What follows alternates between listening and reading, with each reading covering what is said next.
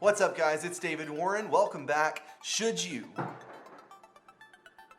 a lot of knocking going on over there. I don't know what it is. Anyway, should you become a nurse practitioner? Let's talk about it right now. All right, is being a nurse practitioner for you? Here's what it looks like. So to become a nurse practitioner, you have to first be a nurse, be a registered nurse, 4-year degreed registered nurse. And they say you'll need to practice like 1 to 2 years to get some experience. There are differing schools of thought on that. Some people say, oh, you have to practice like 10 years and then go back to NP school to be a good nurse practitioner. Some people say, oh, you shouldn't have any experience. You need to go straight to NP school. They'll teach you everything you need to know. And I think the answer lies somewhere in that spectrum. I think, yes, you should have some bedside nursing experience. Do you need a career as a bedside nurse to be a good nurse practitioner? The answer is no. No, you do need some experience. And let me tell you what that experience provides. That experience provides you patient interaction. It allows you to talk with patients. It allows you to kind of see how the healthcare system works. And that kind of leads you into your NP career. Do you need 10 years of nursing experience to be a successful, good NP? The answer is no. I had a little over 2 years of experience by the time I started practicing as a nurse practitioner. I'd like to think I'm somewhat successful at being a nurse practitioner. I would like to think I'm a decent nurse practitioner. I do what's right for the patient. So maybe I'm a poster child example of no, you don't need 20 years of experience to go to nurse practitioner school. Now, that being said, don't take this too far. You do need some nursing experience to be a successful nurse practitioner. And preferably that experience should be in the area that you want to work in. Does it have to be? I don't think so. Mine was. I was an ER nurse for a little over 2 years by the time I started practicing as a nurse practitioner. And that allowed me great benefit. It allowed me to kind of see how the ER works. It allowed me to see how the healthcare system works as a whole, how nurses and providers kind of work together and fit into that role to treat the patient. It does provide you good experience. So yes, you do need some experience before you go to NP school. Do you need a whole career, like I said, 10 to 20 years? No, you do not need that much, but you do need some experience because one, it allows you to, again, talk to people, kind of see how the healthcare system works, to develop your interpersonal communication skills, and it allows you to kind of work in the shoes of a nurse because you're going to use some of those same assessment techniques, some of those same communication skills that you use as a nurse. You're going to use that as an NP. So yes, you do need a little experience before you go to NP school. The second thing is NP school is about 2 years. Some a little shorter, some a little longer. Depends on where you go. Depends on if you're doing a master's or a doctorate. There are dependent factors on all of that. So if you want to go to NP school, prepare to give away about 2 years of your life, 2 to 3 years, I say. I did mine in 2 years, full time. There was no time off. It was spring, summer, fall, and done. And some programs are like that. Some programs allow summers off. Again, depends on your program. I went to the University of Alabama. It was kind of year-round for all of 2 years. But it was nice because you're done after 2 years. There's some programs you can do it in like 18 months, 16 months. Maybe there's some that are faster than that. I don't know. I really haven't been looking at going back to NP school because I'm already there. So it depends on where you go.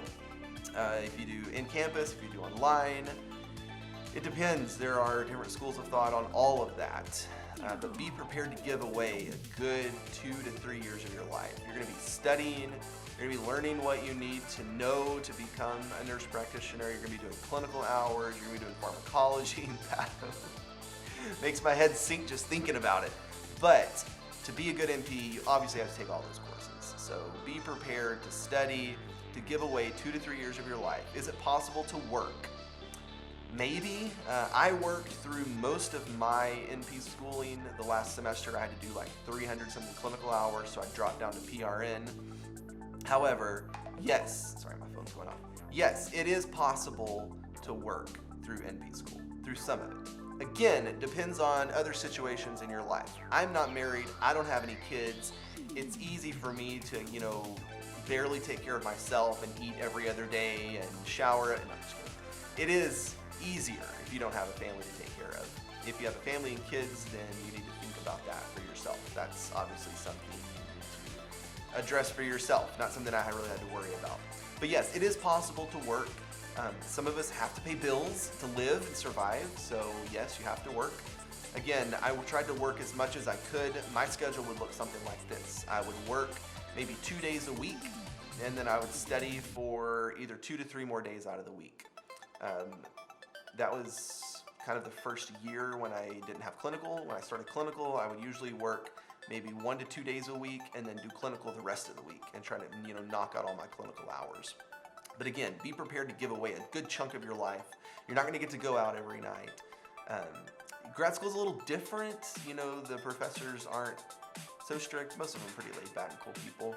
But you have to do a lot of reading. You have to, not necessarily textbooks either. You have to read your textbooks, but you're going to have to read articles, like research articles, research studies, peer-reviewed journals, all the clinical guidelines, all the crazy stuff. Thinking about this just invokes awful memories for me. But again, you're going to have to do that. That's just part of it.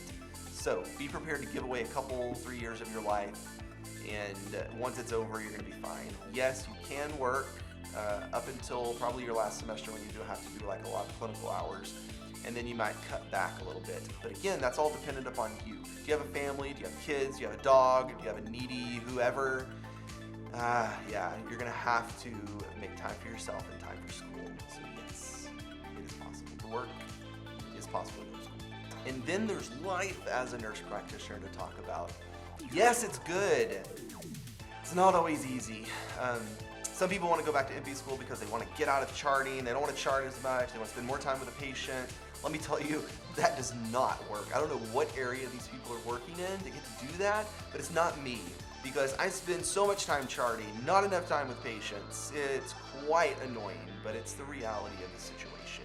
So, with that being said, if you're going back to NP school to get out of charting and not chart as much, rethink your decision. Because as a nurse practitioner, you are going to do more charting, mounds of charts. Thankfully, most of them are electronic, at least in the ER. So, yeah, you're not going to spend as much time as you want with patients, unfortunately. That's just the reality of the situation. You're going to go to work. If you work in the ER, again, that's where I'm speaking from because that's what I do. You're going to see 1 to 2 patients an hour, sometimes 2 to 3 patients an hour, depending on what area of the ER you're working in. If you're working in low acuity, you're going to see more, probably 2 to 3 patients an hour. If you're working on the main side ER, seeing critically ill patients, running codes, doing code strokes, code STEMI, sepsis, whatever, you're going to see probably 1 to 2 patients an hour, depending on how much care that patient requires. You're going to spend a lot of time in the patient's chart, documenting their history, their review of systems, their physical exam, their assessment and plan, consultant notes. Every time you speak with a consultant, you're going to put that in the chart. You're going to spend a lot of time charting, and thankfully some ERs have scribes. Where I work, we have scribes, and so scribes do the majority of that. You have to dictate what you want in that chart, but they can take care of that. But you still have to sign off on that chart. So at the end of the day, once you're reviewing reviewing the chart, what you did with the patient, you have to make sure it's all there, whatever you want inside that medical record. And so you're going to be the one doing that chart, signing off on it, saying you agree, coming up with a plan. So no, you're not going to get to spend more time with the patient. In fact, if anything, you're probably going to spend less time with the patient. Now, let me clarify that. As a bedside nurse, you're spending, if you work in the ER, you're spending more time directly with that patient. Maybe you're only caring for 2 to 3 patients at a time. As a nurse practitioner, you're the one in charge of that patient's care.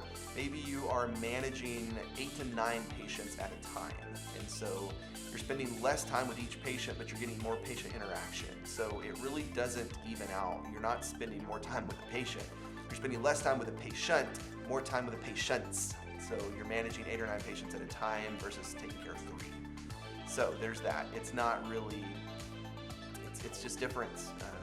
When you get into clinical, when you get into practice, you'll see that it's not the same. You're not getting to spend that quality time that you want. Maybe you don't want it, I don't know. You're not getting to spend as much time with the patient. You have to not ask more questions, but ask the right questions during your history. You don't want to go in and spend 30 minutes with a patient.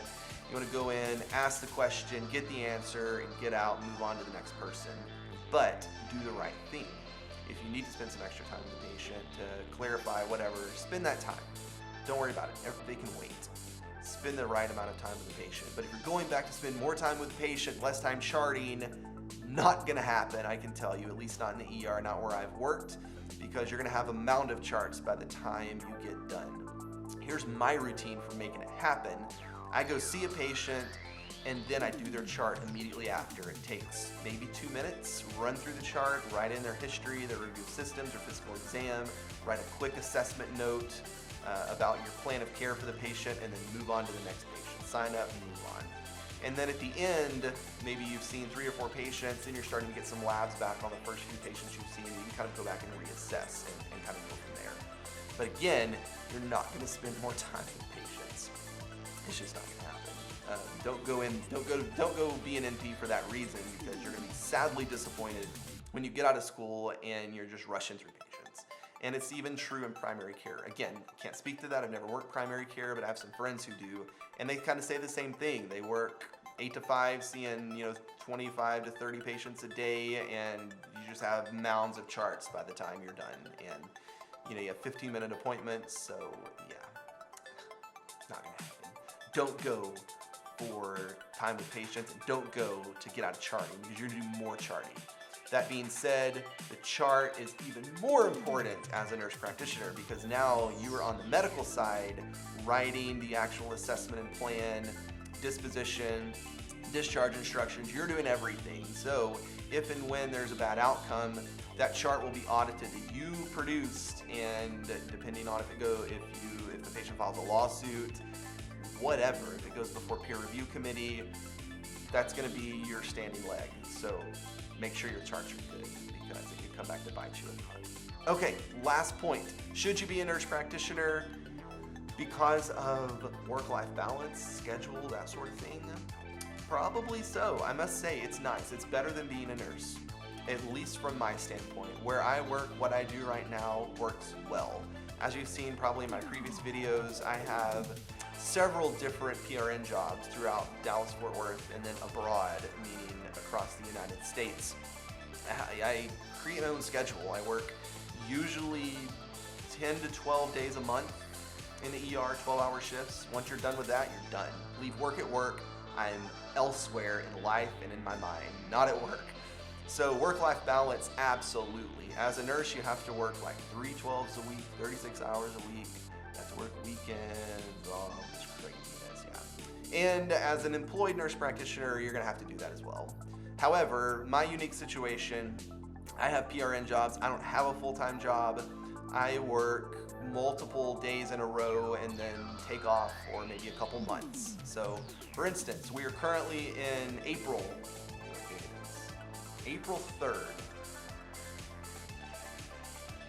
April 3rd. So, for January, February, and March, I worked like probably 15 shifts a month. So I've worked a little more, because I know in 2 weeks I'm leaving for South Korea. It's gonna be great. I'm gonna spend 4 weeks in South Korea. So I'm trying to make up some extra time to prepare for my 4 weeks off. So the work-life balance is great. You get to work when you want, take off when you want. Now, as an employed nurse practitioner, you work with a physician group in the ER. You're gonna have to work your fair share of weekends, your fair share of holidays, probably some nights. And the good thing is you can usually stack your days, meaning you can work like 5 or 6 days in a row, take off a week, work 5 or 6 more days. You're not required to work like 3 shifts a week and only have 4 or 5 days off. So you can really create a good schedule, even if you have to work nights and weekends. You can stack those days to work like 7 or 8 days in a row, and then take off a week or take off 2 weeks, or however long you want. You can stack all your days at the beginning of the month and at the end of the next month, and kind of have that big chunk off in between. So it works really well in that regard. The work-life balance is good, especially in the ER, because once you leave, you're done. Leave work at work and go enjoy your life. And so yes, for that reason, absolutely, the work-life balance is better than a nurse. I would highly suggest it, because that's the only thing that's kept me sane.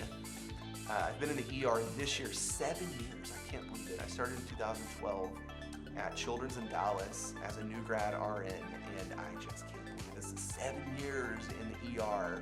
That just doesn't feel right. This time has gone by so fast. So anyway, yes, it is great. There's a great work-life balance. You can create your own schedule. It works perfect. I would highly suggest it. That's all I have for you today. Comment below. Tell me why you want to become a nurse practitioner this year, 2019. If you have something you want to ask me, video requests, questions, comment below. I'll respond.